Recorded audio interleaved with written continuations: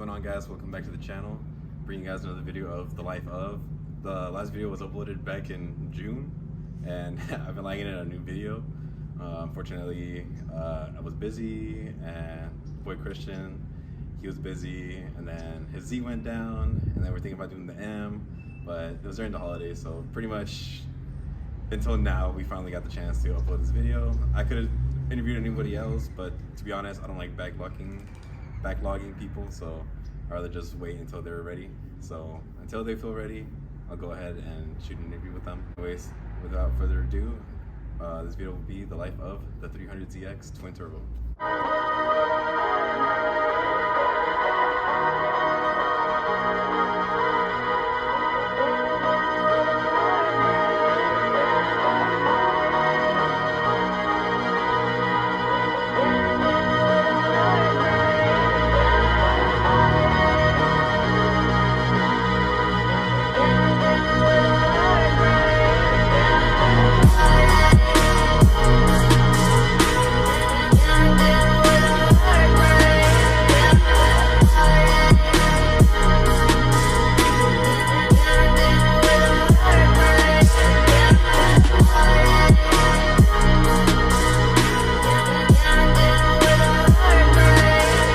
Hi guys, it's Hector and Christian, also known as Flo and Delga.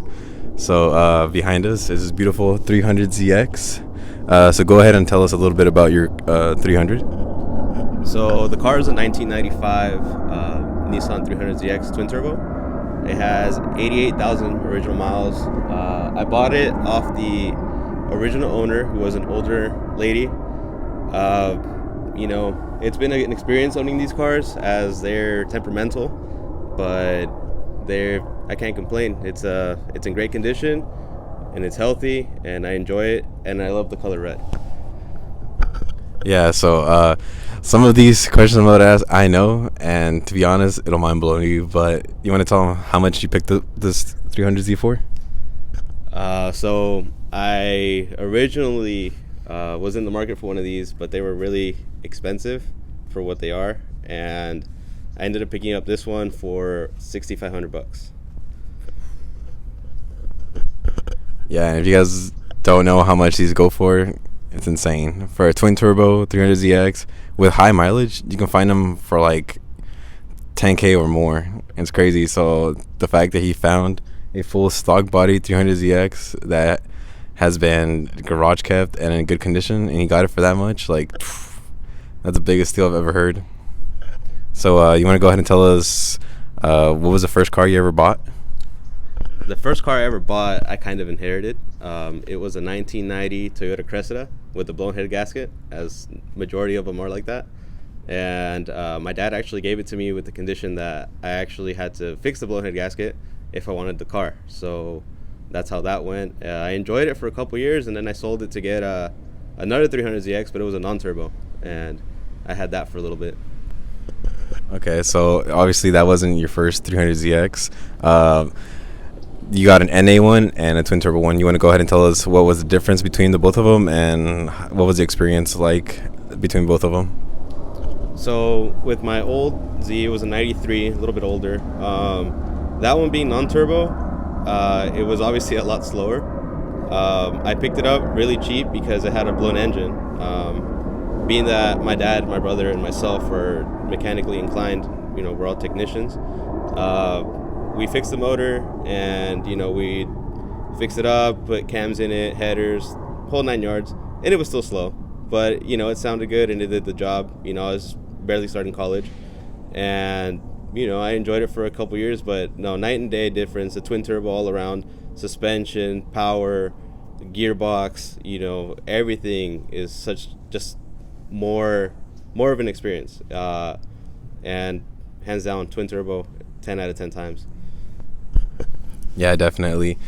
So between all the cars you had, which one has been your favorite so far? My favorite car has been a car I had before this one, my 1JZ Lexus SC300. That one I swapped, and it was an original manual car, so I just swapped the engine, put a big single turbo on it, and that one was like my baby. But times changed, and I got an M3, and I had to sell that one to finance the new project, and then this one came along. Wow, isn't that crazy? Just boosted cars everywhere, huh? So what's the experience like having a boosted car? Like, are you used to it now? Does it still surprise you how these cars move? And what has been your favorite so far? The Euro boosted or the JDM boosted? For me, I mean, I've had a couple cars, economical cars too, like Audis and Volkswagen 1.8Ts. Those are fun, good dailies, perfect dailies, can't knock them. But when it comes to power, my favorite experience has been the 1JZ SC300 that I had. It's reliable, it's quick, and it sounds amazing. So for me, hands down, JDM boosted would be where my heart is set. But being that I have an F80 M3 as well, that one's just so much. It's like a computer on wheels. Really, it's a whole different experience. But where it's at, it's old JDM boosted cars for me. In reality, is what I like. All right, so obviously you've owned a lot of cars. Do you want to go ahead and tell us the whole list if you still can remember all the cars you had? Yeah. So, going back to the Toyota Cresta that I had. After that, I had the NAZ. After that, I had I bought the SC that I just mentioned. It was completely stock. It was a 5-speed car. In that time, I bought a Audi A4 as well, 1.8T all-wheel drive. Had that for a daily, sold it. Bought a GTI 1.8T as well. Had that, sold it. I bought another SC300. That one from an old man. It had like 400,000 miles, but it was super clean. And I dailied it for a while and then sold it. I got an MR2. It was an NA, but it was still fun. And then sold it. And then got what did I get? I got the Lexus GS300, and that's been my my daily. And then obviously this car behind us, and then the F80 M3 as well. That's just a couple that I can remember off the top of my head. Wow, must be nice. A whole bunch of experiences with different cars. So clearly you know a lot of it. So since you're more on the Toyota side, if you were to pick between an MK5 and the new Z, which one would you pick? Oh, and to make it harder, the MK5 is already manual swapped. Which one would you pick between both of them? I mean, for me, it's a no-brainer. It would be the Supra. Even though it's half, BMW and whatnot, I own a BMW too. So, I guess you could say it's the best of both worlds. But yeah, it would be the Mark V. So the Z is obviously mint condition compared to the rest of the Zs there are. I mean, this thing is what, like 30 years old, if not more, right? Nah, it's 95, so it's my age, 25, oh, 26. Never mind. Still 95, so it's... Wait, so you're born in 95 too? 96. 96? Okay, so yeah. My year. Or, I don't know, technically it's 94, right? 295? I guess. But anyways, are you planning to keep it clean and keep it as long as you can, or do you plan on selling it? So for me, this cars was more about, kind of keeping it stock, or as close to stock, like an OEM plus build, because to me, when I got it and I saw the car originally, it came from a one owner, home. The car was extremely clean when I saw it, and it still is. So, it wouldn't make sense for me to, lower it all crazy, put a body kit on it, do all this crazy stuff when, the reality of these cars, you do not see them in this condition anymore, and so for me to go and ruin it, I'd rather just put some nice wheels on it, lower it maybe a little bit, and then just make it sound good, have a good sound system, and make sure everything works, and just enjoy it as much as I can. It is fairly low mileage as well for the year that it is. So it's just a matter of keeping it up, enjoying it, make it sound good, look good, and just, have a good cruiser. And how many miles does it have? Right now, it literally rolled over 89,000. So, I got it with 85,000 miles on the clock. Wow, that's insane. Under 100K. You know how many cars nowadays are over 100K? You could probably find a lot of cars from like 2015, 2016 with over 100K. I don't know where these people are driving, but it's insane finding a 90s car under that. So this Z, the T-tops, they don't leak. and they're in great condition, do you find yourself driving with T-tops off or on most of the time? Obviously living around here and that the season that it's in, I do have the tops on, obviously, because it's cold. But no, in the summertime, I take them off, and they don't leak, which is the great part, which most of these do leak by this time of age. But yeah, no, it's an experience. Literally pop the tops off, go to the coast. It's a fun experience, Obviously, you need a hat or something because you're going to burn because of the sun. But no, it's real nice to have them off and just go for a drive. The AC works on this thing surprisingly, so you get hot, you turn it on, and you're cruising. Okay, so this is the twin turbo version of it. Are you planning to crank the boost as much as you can and make it a whole race car, or are you planning on just keeping it as it is and just keeping it clean? Like I said before, I want to, kind of just keep it like a cruiser level. At the most, maybe, get a tune for it, just because they do sell chip tunes for this car from like Concept Z or Z1, stuff like that. But, not as far as changing turbos and stuff like that, no, I don't see it happening on this car. Just because of the fact that it's not a car to go fast in. It's just more of a kind of cruiser, enjoy it on the weekends, go out if I need to, or go to a Cars and Coffee. That's more of what this car's about.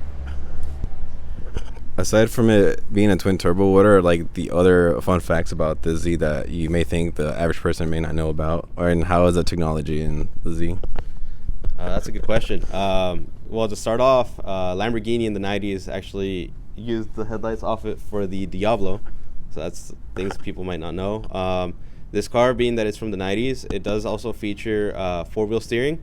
So the rear wheels turn as you turn above about 20 miles an hour. And then it also has electronic control dampeners. So there's a switch inside that you can flip, and it dampens the suspension to stiff or softer depending on how you want to drive. And that's about it. Most common people aren't going to really know that about these cars unless you've known about them or have one. I'm sure you've hopped on other Zs throughout the years. What are the similarities this Z has with a 350 or a 370? As far as that goes, both the 370 and the 350, those feel really similar. You hop into one of these, and it's a little bit different. This one's more catered to be like ground tour, as to where the Z34 and 33 are more narrowed to be like a sports car. So, this one's still's got, your premium leathers. It's more like bolstered and everything, just to be comfy, as to where the Z, the newer ones at least, are more, more a little bit firmer, little, different on the interior. But the general concept of a Z car is still there. You have your gauges right in front of you, your oil, your boost levels, everything like that. They're a little bit different, but at the end of the day, they're still Zs, and there's still features that you could find no matter what generation it is. So what are the mods you've done to the Z, and what are some of the future mods you plan on doing to it? So the Z, being that it's, a more of a cruiser, all I've done to it really is just the wheels. They're SSR GTX 01s in 18s by 9.5. The intakes are upgraded to HKS intakes with an ISR adapter, HKS sequential blow-off valves, HKS exhaust, downpipes and test pipes from Concept Z, Nismo shifter, stage 3 clutch because I blew the clutch not too long ago, lightened flywheel, just kind of things to make it, more of an enjoyable experience, you more user-friendly, a little bit more performance, sound. But no, that's it. Really, it's just going to be doing suspension mods, whether that be coilovers or lowering springs. I don't know yet because I want to keep the suspension and Hikes system happy. So I don't know if I'm going to just, slap some lowering springs on it and use the stock system, or, slap some, coilovers, that whether that be, Power Tricks or BCs or Fortunatos or KWs. We don't know yet. But, as far as that goes, it's pretty much staying as the way it is. Maybe, a few little things, like I said, like a tune. But other than that, as you see it, it's pretty much how it's going to stay. Yeah, I'm a really big fan of you keeping it that way, and I hope you stay to word, because there's no reason for a 300ZX twin turbo to be slammed to the ground or just, non-drivable. These cars are supposed to be, functional and fun and just like, driver friendly. You shouldn't be worried about scraping or just, all this BS that other people do with their cars. I like Sans cars, obviously, but when you have something like this, you want to keep it OEM plus, and just baby it. If it's an NA, then do whatever the hell you want with it. But this right here is like a rare gem. Same thing with like the Supra. So I believe that if it's an NA Supra, do whatever you want to it. But if it's that twin turbo, you gotta keep that thing stock, and you gotta just focus on power with that one. So these are the questions that people on Instagram had for you. Okay. I did put a questionnaire on Instagram to see what people wanted to ask you about you or your Z. Okay. So the first person is asking, what's the horsepower number on it? Horsepower, if we want to go on a whole debate, there's wheel to advertised. Advertised, it makes 300. That's what Nissan said back in the day. I believe it's still close to around there. It's boosting solidly. The previous owner did get the turbos replaced by Nissan, along with the timing belt and all that. So the car's been kept up. There's no issues mechanically. So I would say right around what the advertised is, about 300. Damn, that's crazy. So this thing really, everything has been fixed to OEM. That's impressive. The next person says, does it suck to maintain the Z? Maintenance. Well, that's a hot topic on a 300ZX. Other than your oil changes, that's fairly easy on that car. But if you're going to do spark plugs, belts, change your transmission fluids, your diff fluid, stuff like that, it gets a little bit more involved, especially with, let's say, the belts, because you have to take off the shroud and stuff like that. It's more in the way, and what people don't seem to realize with this car, there's no space to work on it. So you're gonna have to remove the spark plugs. You got to take off the balance tube. So it's like you have to open up more things and you have to buy more things. But if you have patience, it's not that hard of a car to work on. But you just got to be prepared that whatever's going to take you an hour, let's say on a Civic, this one's going to take you about 2 hours. Let's just say always be prepared for that, because being that it's a fairly old car, things can go wrong. Breaking connectors, or just stuff's brittle, hoses are brittle, stuff like that. But as long as maintenance goes, it's not too bad if you're patient. Yeah, from what I heard, it's a pain in the ass, and there's barely any room for your arms to go around. So for the most part, it's either you got to be a handyman, or this thing's going to be at the shop a lot of the time. Next person is asking, how much did you pay for it? Oh, well, we already went through it, but we'll tell them again. $6,500 from an old lady who was the original owner. Yeah, so shout out to that old lady. Why a 300ZX? For me, the 300ZX, like I said before, is like a hero car. It's up there in its time with, the Supra, the Skyline, the RX-7, NSX, 3000 GT, VR4. All those hero cars that you'd see, this was one of the poster cars growing up. It's what you would see in movies, you would see on the poster, you would see on the racetrack, So for me, when I got the chance to buy a twin turbo one especially, and like I said before, my brother has a Mark IV Supra, it was like 2 JDM icons right there. So it's like, I couldn't pass it up. So that's why. Next person's asking, how much have you put on it? Are they talking power, or are they talking money? I'm assuming money. Money-wise, with maintenance and replacing a couple things, and the mods that I've done, probably about, if you include the wheels, probably about $5,000, more or less. Wow, it's impressive. Question for me: are the parts for the 300ZX cheap, or in the more affordable route, or are they pretty pricey? When it comes to that, it really depends what you're buying. If you want to go OE, or you want to go with quality things, you're up there just like any other car. But if you're just doing maintenance and stuff like that, it's fairly straightforward. Really affordable pricing, being that it is a Nissan at the end of the day. But yeah, it's not too bad. It's really not too bad when you compare it to the Euro market, or other cars of that nature. Oh, that's good to hear. Next question asks, if you can start all over again, would you change anything in your car journey? No, not really. I mean, I think I've had everything pretty solid, and everything that I've been wanting to acquire, I've been able to find it, whether it be broken or or running. So no, I think I'm pretty happy where I'm at with that. Do you think people should shy away from broken cars, or do you think it's worth the experience to transform it to something that you want it to be? In my experience, that going back to the car I used to have, the SC300, that one was a piece of crap when I got it. It was beat up. It had dents. The interior was all in pieces. The car barely ran, but the fact that it was a manual car and, it was a Toyota and it had a JZ, it was enough for me to be like, okay, I'm going to restore it. So, that's when the swap happened. I did the body work and paint, suspension, all the 9 yards. So for me, in my experience, I would say, if you have the time and the knowledge or someone that can help you, go ahead and buy that broken car that you've always wanted, because at the end of the day, it may not be tomorrow or, next year, but it will be transforming into your vision, what you want. So for me, I would say do it, because, it's a clean canvas. Plus your entry cost is a lot lower than buying a perfect running one. So if you're already going to mod it, might as well fix it and then mod it. Okay, the next person's asking, any upcoming projects? Upcoming projects. Well, I just got another Lexus GS 300. This was a 94 model. That one is just more of a cruiser, so I just put coilovers and wheels on it. And next project maybe, putting sound system in it, stuff like that. As far as car goes, I don't know. Maybe we'll find something cool broken and we'll fix it back up. But right now, I'm pretty stacked with the garage.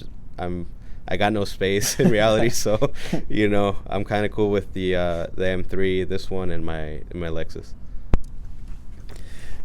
What's your ideal car? My ideal car or my favorite car? Well, that's what they asked. So, however you would like to answer. My ideal car, will be one of my my dream cars would be a Toyota Chaser, JZX 100. Ooh. I've always wanted one of those because, growing up and having that Cressida, which was in Japan would be the JZX 81, it was already in the lineup, and then that car just got discontinued here in the States, but in Japan it continued, and I always thought that look was timeless, and the fact that it came manual and with the 1JZ, that was like a set goal for me. But we'll see how the import market goes, because it's skyrocketing right now. It's funny you mentioned that.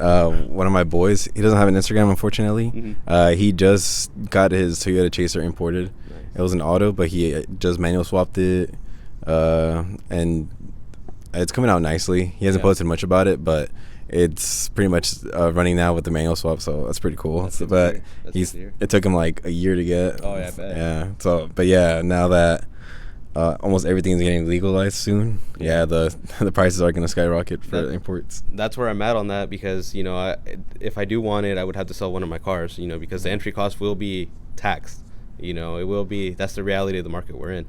So whether I save up and buy one or sell one of these cars, we'll see. But when the time comes, I hopefully am able to get one and have fun with it, because that is one of my dream ideal cars, you could say. How did you meet Flozi33? How did I meet Flozi33? I believe I met him at Car Mods, if I don't mistaken. But we really kind of talked at a car meet. That's where we kind of connected and hit it off from there. But the initial meetup, I believe, was at Car Mods at Mario's Garage. Yeah. Any tips on starting a car project? Car projects. For me, again, this is just my perspective. If you're going to start a project, first things first, if you don't have another car, make sure that car runs cherry before you do anything to it, because a non-running car and a project car and not having another car, you're going to take the bus. Let's be real. Yeah. Make sure it runs good. If you're buying a non-running project, which a lot of people do, have your goals and have your thoughts laid out, because, a project with no vision, you're just going to be buying a bunch of random parts, and at the end of it, you're going to be like, oh, I have $10,000 worth of parts, but this is not what I want. So make sure you have goals in mind of what you want to do, and, just make sure you enjoy the car as you're building it, and then result be worth the wait. I really like that answer.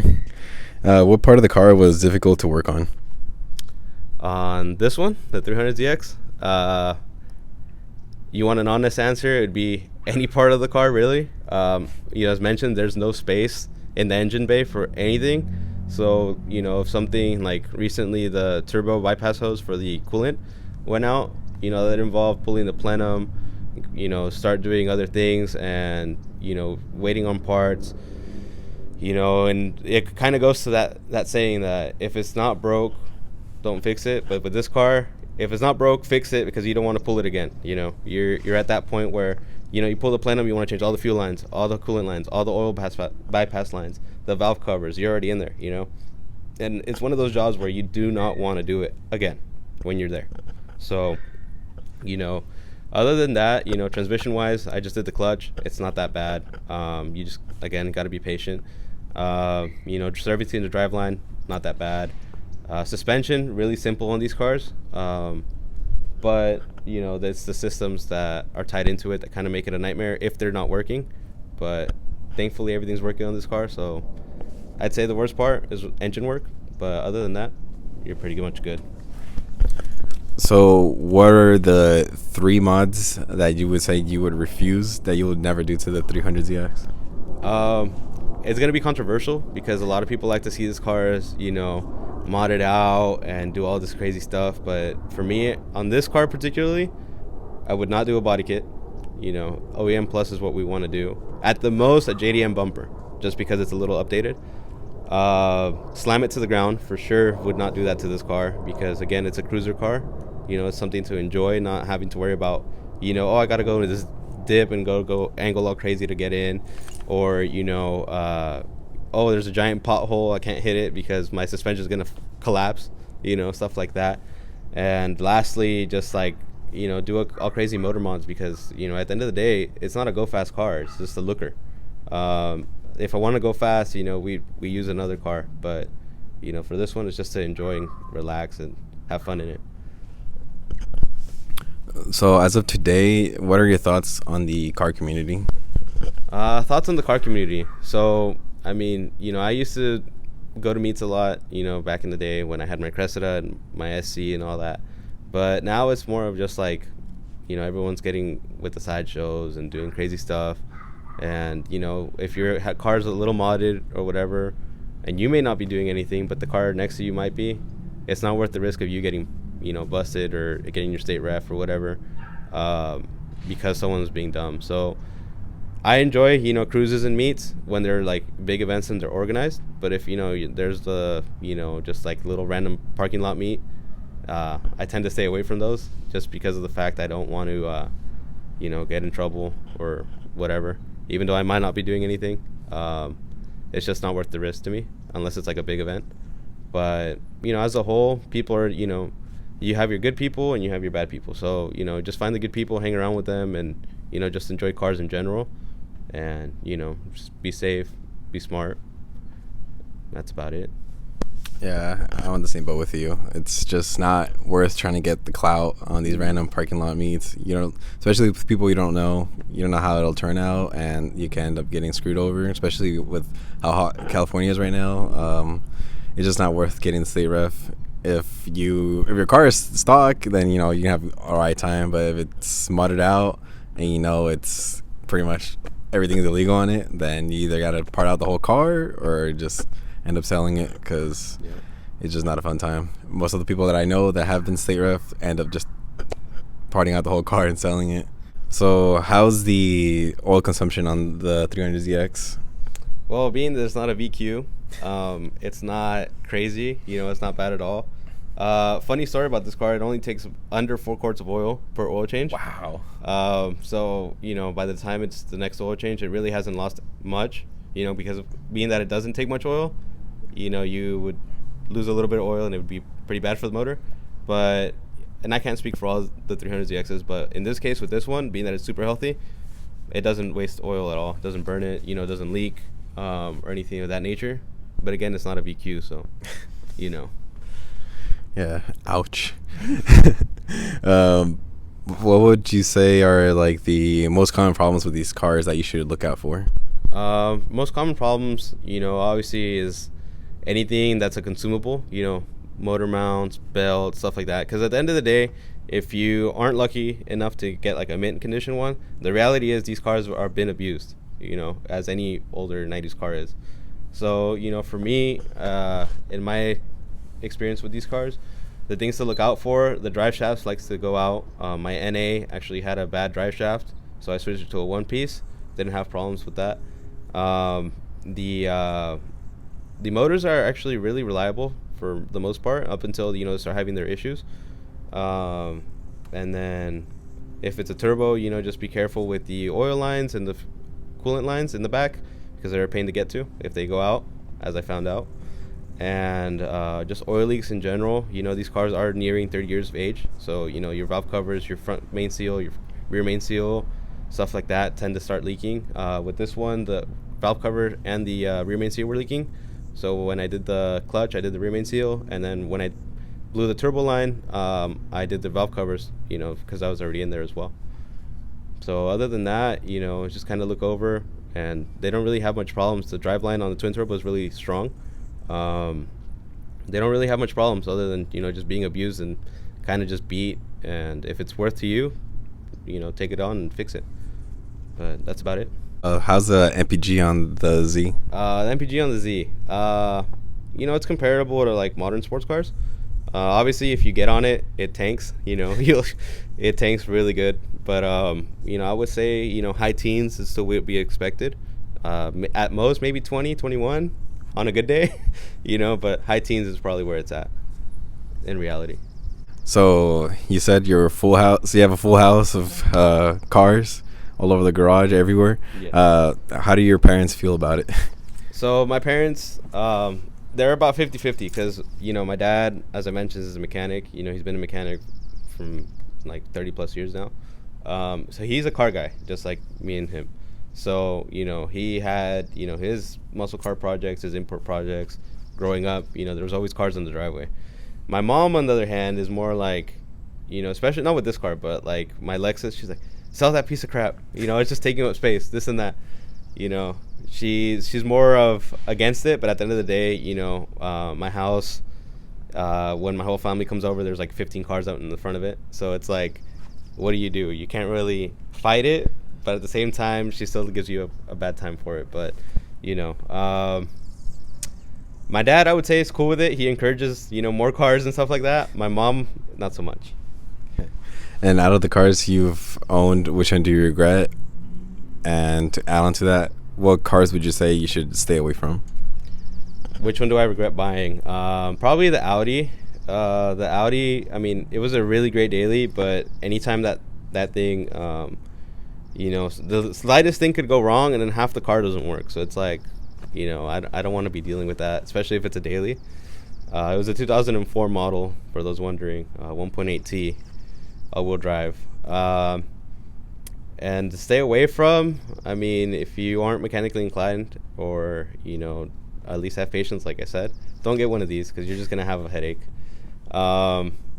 Another one I've heard is pretty bad is the 3000 GT. I've heard that that's basically like a similar platform to this where there's no space. And, you know, whether it be cool or not, you know, it's a pain to work on from what I've heard. Any older, like Audi, like I said, for me, I didn't enjoy it when it broke. I enjoyed it when it ran, but I didn't really like that too much. Get the Volkswagen variant, you know, the Golf or a Jetta. You'll be better off. Other than that, no. I mean, that's about it.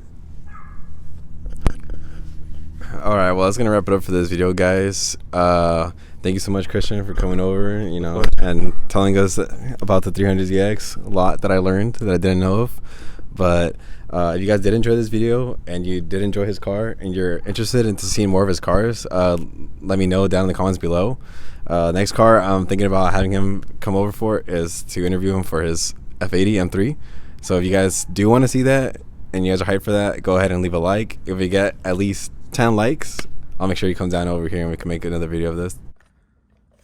All right, guys, bonus clip. I'm behind the wheel. I'm gonna try this baby out. Don't crash it. Oh, man. Where did you leave the keys? I don't know. I gave them to you. Wait.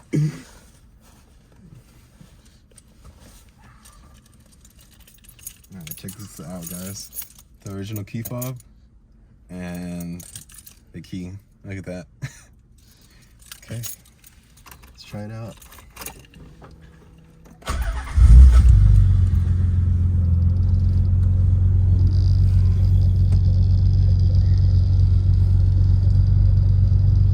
It's crazy. Little cockpit. Yeah.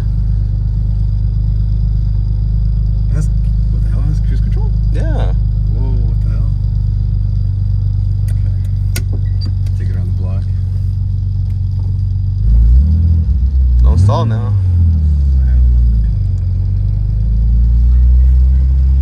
Success did not stall. It's already good enough. Yep. We're about to break Amazon's neck right now. Believe it or not, when they deliver stuff, they're like, "Oh, I love your Z," and I'm like, "Thanks." You know what? It's not too different to my Z's, like the sweet spot. Yeah. I was stage 1, but I'm sure like there's difference and everything.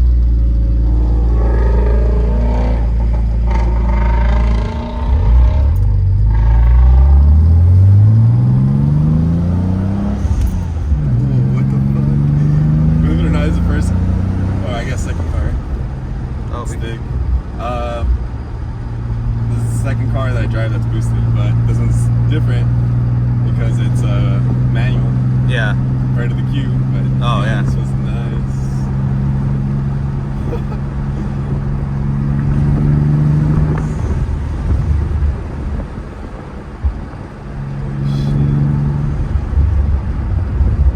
Dude, this thing feels so good.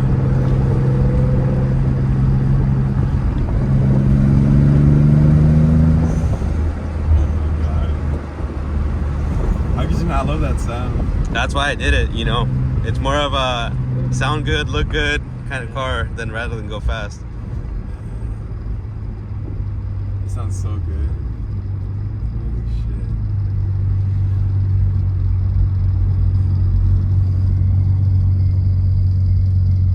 Man, this is like really enjoyable. Yeah, really user friendly too.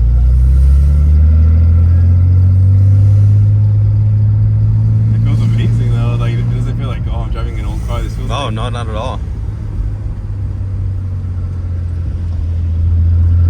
wow. Never did I imagine I would drive one of these cars. Yeah. But yeah, this experience is amazing.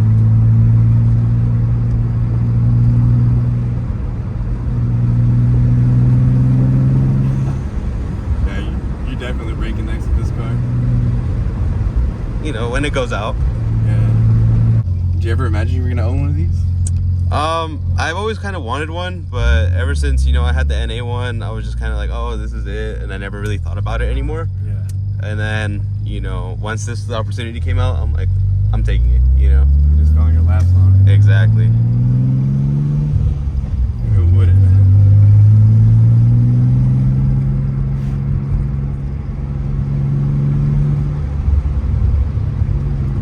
You know, I like the exhaust. It's not overwhelming. It's not loud. Yeah. It's, you know, it's just nice and toned. Yeah, the tone of it sounds so good. Yeah.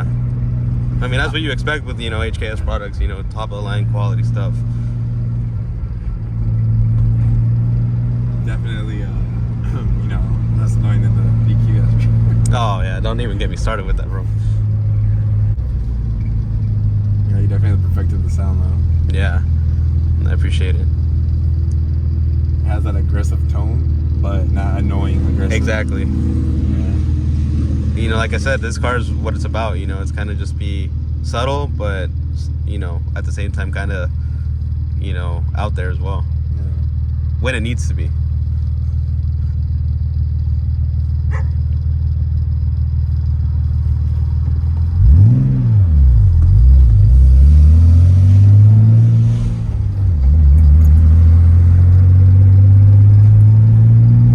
Rev it out.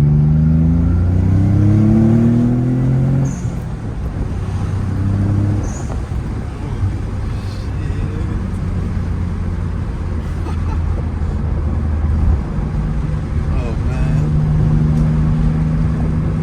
This car is a beauty. Everything about this car is amazing.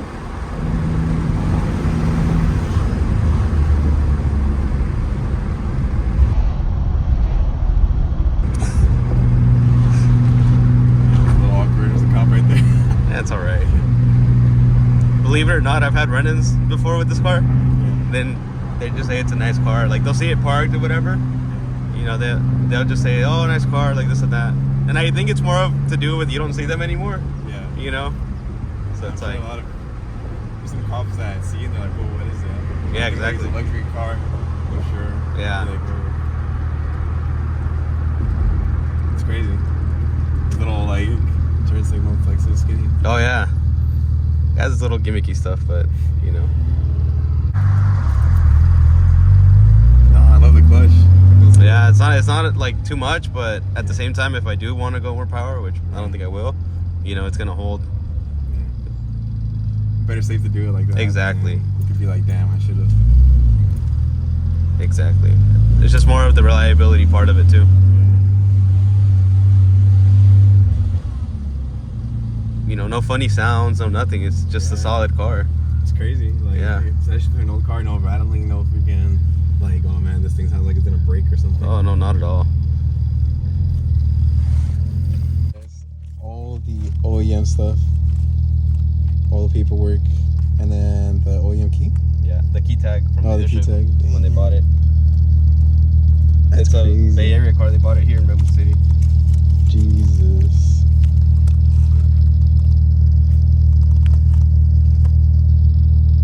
That's insane. This car is like, oh, everything about this car, a beauty. Thank you guys so much for watching. I'll catch you guys in the next video.